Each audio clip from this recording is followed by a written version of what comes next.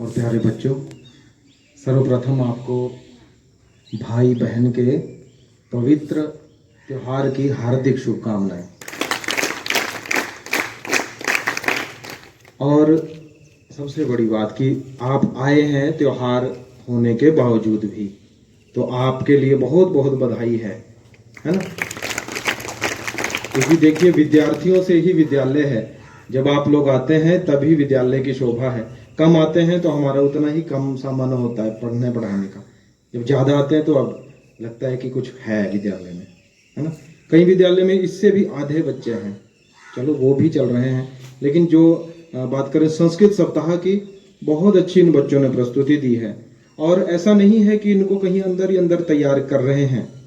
आप में से कोई भी बच्चा आगे आना चाहता है ना। बार संस्कृत को ऐसे जोड़ लेते हैं कि भाई ये केवल कुछ एक लोगों की भाषा है, ऐसा नहीं है। ये एक भाषा है। ये भाषा कैसी है? जैसे हवा है। अब हवा किसकी है? सबकी है। जैसे सूर्य का प्रकाश है, ये किसका है? सबका है। नदी है, सबकी है। पेड़ है, सबके लिए एक समान। तो भाषा को भी इसी रूप में देखना है, ठीक है। और भाषा का पहला नियम, यदि कोई भाषा हमने सीखनी है, उसका पहला नियम क्या है कि बातचीत करने का प्रयास करें, उसको सीखने का प्रयास करें, है ना। जब कभी कभी उसको बोलेंगे तो हाँ, उस पर हंसना ही आएगा हमें।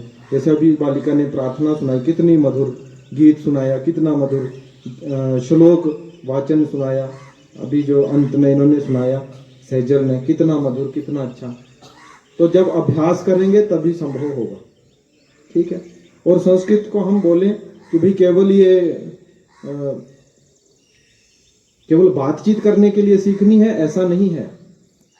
इसके अनेक दृष्टिकोण हैं। जिस दृष्टिकोण से आप इसको पढ़ना चाहते हैं वो स्वरूप लेकर ये आपके सामने आ जाती है। मेरी बात समझ में आ रही है? भारी तो नहीं लग रही? जैसे भी रूप में आप इसको पढ़ना चाहते हैं बेटा, वैसे ही रूप में आपके सामने आ जाती है। आप अपनी इच्छा बताइए कि आप संस्कृत को किस रूप में देखना चाहते हैं। जैसे कल्प तरु होता है ना बेटा, कल्प वृक्ष या कामधेनु गाय के बारे में सुना है। जो आप इच्छा करेंगे इसके पास बैठकर, तो आप वैसे ही बनने शुरू हो जाएंगे। ऐसी है संस्कृत भाषा। यदि आप चाहते हैं कि मेरा स्वास्थ्य अच्छा हो जाए, सबसे पहले आदमी स्वयं के बारे में सोचता है। स्वास्थ्य अच्छा हो जाए तो बच्चों, इसमें चरक संहिता और अनेक आयुर्वेद से जुड़े हुए ऐसे ग्रंथ हैं कि आप अगर उनको पढ़ते हैं और उनके अनुसार आप अपनी दिनचर्या को ढालते हैं, खान पान, है ना, कब खाना है, कैसा खाना है, कितना खाना है, तो आपका शरीर स्वस्थ होना शुरू हो जाएगा। यदि आप चाहते हैं कि हमारी आत्मा शुद्ध हो जाए, मन शुद्ध हो जाए, तो ऐसे ऐसे दर्शन इसमें है, ऐसे ऐसे तर्क इसमें है। श्रीमद् भगवत गीता जैसा इसमें ग्रंथ है जो आत्मा और मन की शुद्धि करता है। वो सिर्फ संस्कृत पढ़ने वाले के लिए ही नहीं है, या किसी धर्म विशेष के लिए नहीं है, या किसी व्यक्ति विशेष, लिंग विशेष के लिए भी नहीं है कि पुरुष के लिए है या स्त्री के लिए नहीं है, ऐसा भी नहीं। कोई भी आप उसमें एक शब्द उठाकर देख लीजिए, अगर किसी भी व्यक्ति विशेष के लिए हो तो मुझे बताएं। केवल आत्मा मन की बात होती है, ब्रह्म की बात होती है ना, जो सबके अंदर समान है। पक्षी के अंदर ये कौवा बोल रहा है, इसके अंदर भी वही आत्मा देखते हैं। तो ऐसा जो आप चाहते हैं कि अगर आत्मा शुद्धि करनी है तो वो भी आप चाहते हैं कि मुझे संगीत में कुछ प्राप्त करना है, कुछ गाना सीखना है, ठीक है। सामवेद जैसा इसमें जो है क्या है, वेद है, जिसमें गीत संबंधी ही सारी बातें हैं, ठीक है। छंद शास्त्र आप देख लीजिए, जैसे अभी इस बालिका ने गाया ना, तो वो छंदों में बंधा हुआ था, कितना मधुर गाया। तो उसके भी नियम है। जो इस बालिका ने गाया, इसमें क्या है, एक एक अक्षर के ऊपर नियम है। अगर आप चाहते हैं कि मुझे गाना सीखना है, मधुर कैसे गाना है वो सीखना है, वो भी है। आप कोई विज्ञान से जुड़ी हुई कला सीखना चाहते हैं तो विमान शास्त्र जैसा ग्रंथ इसमें है जो अधिक, अब ऐसे विद्वान हैं, बेशक हम स्वयं शास्त्री हैं लेकिन हम भी वहां तक उसको नहीं पढ़ पाए। उसमें कितनी खोज की, कितनी संधान की आवश्यकता है। एक पूरा विमान शास्त्र, जब आज से पहले कल्पना तक नहीं की जा सकती थी, तो एक विमान शास्त्र लिखा गया है जिसमें ये बता सकते हैं कि कैसे एक विमान की रचना करनी है।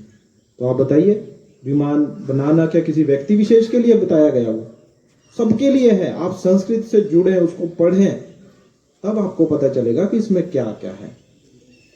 ठीक है, किसी भी क्षेत्र में आप, है ना, सौंदर्य शास्त्र, कुछ भी कोई ऐसा अछूता विषय नहीं है। व्याकरण शास्त्र की बात करो, ज्यादा नहीं बोलूंगा आपको, भारी बातें नहीं बता रहा हूं, बस छोटी छोटी बातें जो आपको संस्कृत के लिए प्रेरित करें। रीनू, मेरी बात पे ध्यान है? ठीक है, इसलिए पढ़ो और स्वयं को कितना ऊपर आप उठा सकते हैं। बस लास्ट बात बोलूंगा, ज्यादा समय भी नहीं लूंगा। स्वयं को आप कितना इसमें उठा सकते हैं। आपने एक ध्यान बिंदु उपनिषद, कभी आगे आप बड़े हो जाएं, आपको मेरी बात याद रहे, ध्यान बिंदु उपनिषद के बारे में जानना, उसको पढ़ना, देखने से अच्छा है आप ऐसी ऐसी चीजों को देखना। विमान शास्त्र जो मैंने बोला, बस इतना ही लिखना। विमान शास्त्र, खेचरी मुद्रा, अभ्यास तो उसका गुरु के सानिध्य में करना, जो उसमें पहले अभ्यस्त हो। हम बोल ही सकते हैं, गुरु क्या होता है? गुरु सिर्फ मार्ग दिखा सकता है, हम स्वयं उस स्तर पर नहीं है। लेकिन क्या पता आप में से कोई ऐसा सिद्ध होना हो कि वो उसको सिद्ध कर पाए। ऐसी क्षमता है, बिना वायु के, बिना भोजन के, बिना पानी के भी जीवित रह सकते हैं। ऐसे ऐसे व्यायाम, ऐसे ऐसे योग इसमें बताए गए हैं जो अविश्वसनीय है। तो मैं आपको इसीलिए संस्कृत में चाहता हूं कि आने वाले समय में आप ऐसे बच्चे हों। और खुशी की बात है कि इस बार जो है, पहले भी अच्छे बच्चे आते रहे संस्कृत में, लेकिन 9th में अच्छी खासी कक्षा है और आपका एक रुझान संस्कृत के प्रति है। बहुत खुशी है। कितने बच्चे हैं हमारे पास संस्कृत में? आइए दिव्यांशी, बताया था उन्होंने आंकड़ा, मैं भी भूल गया हूं, लेकिन 35 से ऊपर है जहां तक मेरा अनुमान है। अनुष्का, ऐसा ही है? हाँ, बहुत अच्छा बच्चों, आपका स्वागत है। जिसमें रुचि है वो पढ़ें, ऐसा भी नहीं है कि, लेकिन अवश्य ही संस्कृत आपकी धुरी है, आपकी पहचान है और आपकी माता है, जननी है सभी भाषाओं की। तो उससे जुड़े रहना। दूसरे की माता, मान लीजिए आपकी माता ने घर में, हम सब गांव के ठेठ गंवार आदमी हैं, हम कोई शहरी बच्चा नहीं, बहुत सामान्य गांव ग्रामीण परिवार के हैं। अब आप बताइए कि आपकी माता ने घर में गोबर उठाया हुआ है, हाथ में गोबर लगा हुआ है, थोड़ा पोंछते हुए माथे पर भी लगा, कपड़ों में भी लगा हुआ है, ठीक है, वो आपकी माता है, आपके लिए काम कर रही है, योग्य है। और एक माता ऐसी है कि उसने बड़ी सुंदर साड़ी पहनी हुई है और चश्मा लगाया हुआ है। आप बताइए आपको ज्यादा प्रिय कौन सी होगी? अपनी माता होगी कि नहीं, या दूसरी होगी? हाँ, इसीलिए अपनी भाषा, अपनी माता, अपनी संस्कृति से जुड़े रहना, उसको सम्मान देना, उनको भी सम्मान देना। जो दूसरे किसी अच्छे स्तर पर, उनको भी अपमान नहीं, लेकिन अपने से जुड़े हुए जो भी, चाहे वो माता पिता है, चाहे आपकी भाषा है, चाहे संस्कृति है, चाहे वो बुजुर्ग है, कोई भी, तो उसका सम्मान। तो बस यही चाहते हैं कि भाई संस्कृत से जुड़ो, उसको पढ़ो, है ना। और जो बातें बताई, कभी अवसर मिले उनको पढ़ो। सभी पढ़ना चाहते हैं ना शक्तिमान, जब शक्तिमान देखा है तुमने नाटक, तो ऐसी ऐसी शक्तियां अगर आप चाहते हैं, कम से कम आपका एक व्यवहारिक जीवन तो बदल ही जाएगा। जिस स्तर पर हमारा जीवन है वो तो बदल ही जाएगा। अगर वो वहां तक भी हम नहीं पहुंच पाते तो कोई बात नहीं, लेकिन अपना जो हमारा एक जीवन है वो तो जरूर ही बदलेगा। तो बेटा संस्कृत से क्या करना है, बेशक आप मान लीजिए दूसरा विषय भी पढ़ रहे हैं, तब भी आप एक ना एक कॉर्नर संस्कृत के लिए रखें कि भाई मुझे ये थोड़ा इसमें से कुछ सीखना है। गुरुजी ने बोला था कि श्रीमद् भगवद गीता कोई पुस्तक है, देख तो लूं क्या लिखा है, क्या लिखा है उसमें। विमान शास्त्र बोला था, जरा यूट्यूब पे सर्च तो करूं कि विमान शास्त्र में है क्या लिखा हुआ। ठीक है, आपकी आयु कैसी है? अभी जो मैंने बात बताई वो 10 मिनट बाद डिलीट हो जाएगी, भूल जाएंगे अधिकतर बच्चे। ऐसा होता है, हमारे साथ भी होता रहा है। लेकिन शायद आप अगर आज 100 बच्चे हैं तो 100 में से 3 से 4 बच्चों में ये बात रहेगी कि भाई गुरुजी ने एक बात बोली थी, देख तो लेता हूं क्या है। ठीक है ना? कोशिश तो ये करें कि चलो जब आपको अवसर मिले उसको जरूर पढ़ना है। ठीक है? तो बस संस्कृत सप्ताह चला हुआ है, आपको बहुत बहुत शुभकामनाएं हैं संस्कृत सप्ताह की।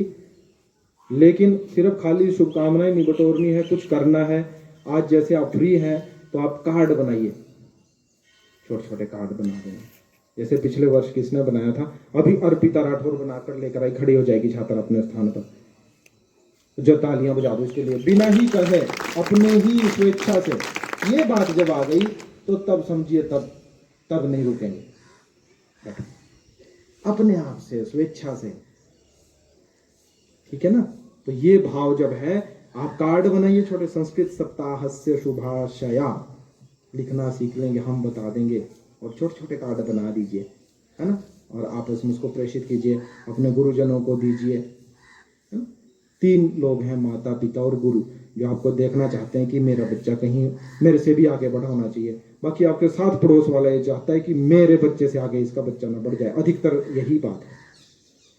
तो उनका सम्मान करें जो आपको आगे बढ़ता हुआ देखना चाहते हैं। और संस्कृत सप्ताह की फिर से शुभकामनाएं। इससे जुड़े रहना है, पढ़ना है, इस भाषा को सीखना है और समझना है। और जो इसमें ज्ञान छुपा है ना बेटा, वो अथाह है और हम उसके किनारे पर भी नहीं है। आप सोचते हैं कि शास्त्री गुरु जी ने संस्कृत के बारे में इतनी बातें बोली, इनको बहुत कुछ आता होगा। बिल्कुल भी नहीं आता, कुछ भी नहीं आता। इतने दूर खड़े आप समझ लो इस बात को कि एक संस्कृत का विद्यार्थी भी नहीं हूं, अभी भी नहीं हूं, संस्कृत को नहीं जानता हूं, बहुत दूर खड़ा हूं। बस कुछ छींटा, 1-2 छींटा, जैसे समुद्र से मान लीजिए बहुत तेज प्रवाह है ना, और उसमें से कुछ छोटा सा छींटा आकर किसी पर पड़ गया हो, बस वो गति है मेरी। समझना ही बात बस। तो इसको अगर जानना है, पढ़ना है, सीखना है, बहुत विशाल क्षेत्र है। जो कोई अच्छा ज्ञानी ध्यानी इसको पढ़ता है, सीखता है, वो ही जाने कि संस्कृत क्या है, कितना इसमें ज्ञान है। तो हमारी स्थिति तो वो है कि हम इतनी, जो प्राइमरी स्कूल के पास वो नदी बह रही है और यहाँ एक छींटा, उसमें से इतना सा छींटा आकर हम तक पहुंचा है, बस उतना जानते हैं हम संस्कृत के बारे में। ठीक? क्योंकि कोई भी व्यक्ति किसी भी रूप से किसी भी क्षेत्र में परिपूर्ण नहीं हो सकता, लेकिन अभ्यास, निरंतर अभ्यास से वो कुछ भी कर सकता है, ये जरूर संभव है। तो आप संस्कृत से जुड़े रहें, खूब पढ़ें, है ना? और छोटा सा काम जरूर करें, बेशक सारी बात भूल जाएं, लेकिन आज एक कार्ड जरूर बनाएं संस्कृत के।